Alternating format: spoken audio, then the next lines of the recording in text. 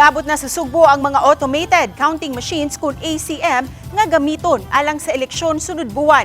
Hugot nga seguridad ang ilang gipatuman sa paghatod sa ACM warehouse nga nitaguan ni ini. Ano ang report ni Nico Sereno?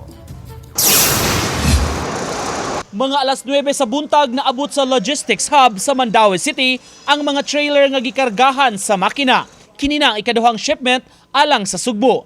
Hugot nga seguridad ang gipatuman kundi gibantayan sa lain-laing units sa kapulisan bisan kabumbiruhan.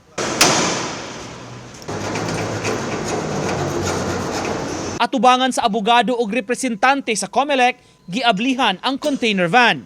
Didto gianam-anang paghabwa ang kinahon nga mga ACM o automated counting machine.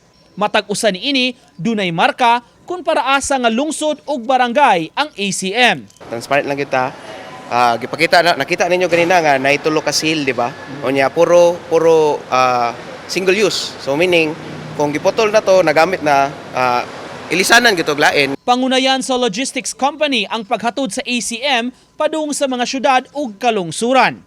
Pag i-deliver na ang gikan sa hub, diha sa regional hub, our provincial hub, delivered kadto sa office of the election officer. Napo sa kagalingon sila ditong temporary hub to be secured by the election officers and members of the municipal or city joint security control center. Wala pa hinuon ma-deliver ang mga official ballots sa eleksyon.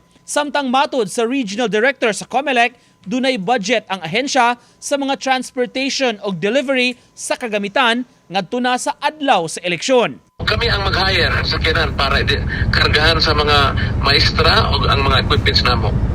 As much as possible, we do away with LGUs to avoid any color of doubts and suspicions from the public.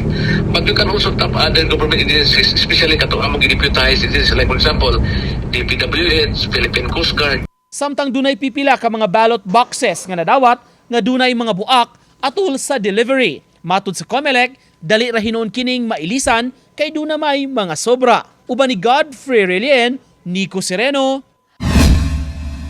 Balitang Bisdak.